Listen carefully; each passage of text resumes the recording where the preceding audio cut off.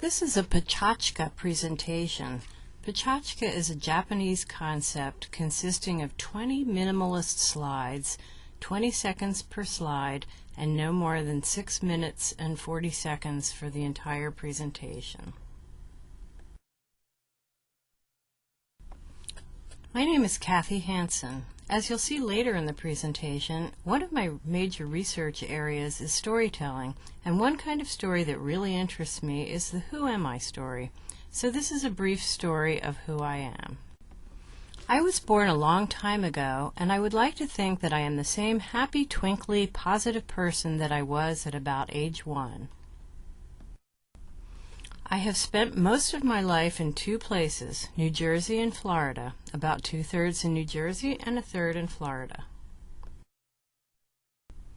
I grew up with 2 younger sisters in a typically dysfunctional American family. Here in my favorite photo of my sisters and me, we're in our cowgirl phase. That's me wearing a slip and holding a 6-shooter.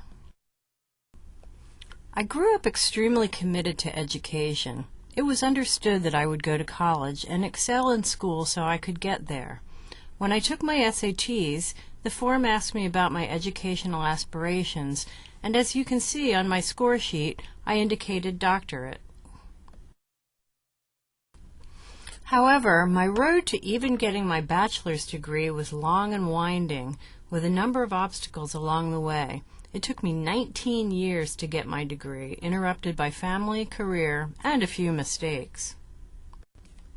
Still, I managed to gain experience along the way that was beyond what might have been expected for someone without a degree. I worked in the printing industry, magazine publishing, in public relations, in newspaper editing, and I was speechwriter for the first woman elected to the Florida cabinet. Also along the way, I became fascinated with the whole concept of the job search. I learned that I was really good at it. I've often said I would love to job hunt full-time if I could get paid for it. I was especially good at writing cover letters.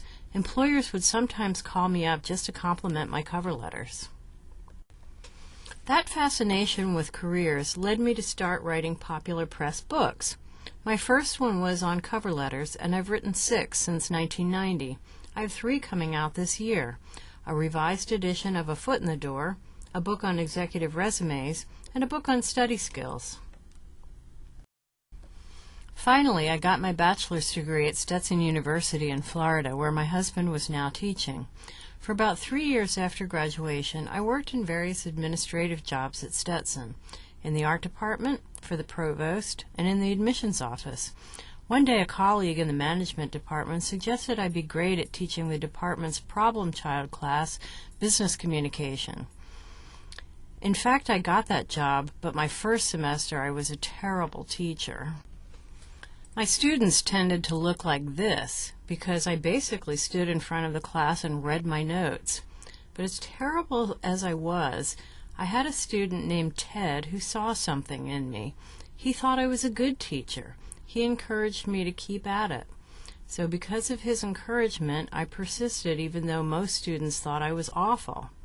So what I'm most proud of is how hard I worked to improve and how dramatically I did improve to become a good teacher.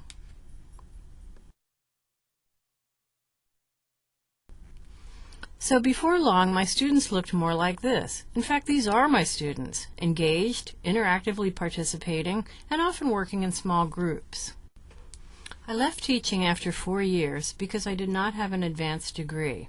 I began working as creative director of Quintessential Careers, providing content and editing its newsletter.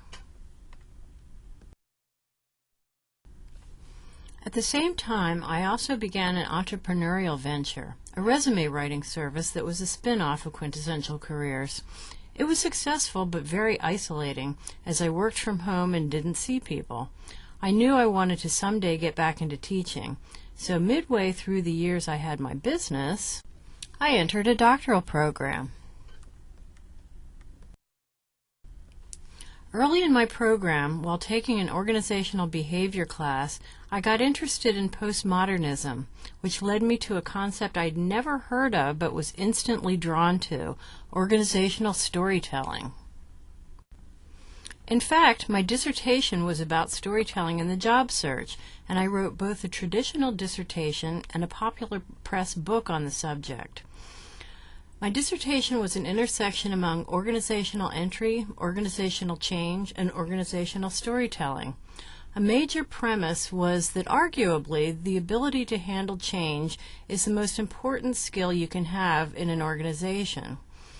I did narrative inquiry. I collected stories of change that individuals underwent in organizations, and I used focus groups to explore how they could use those change stories in the job search.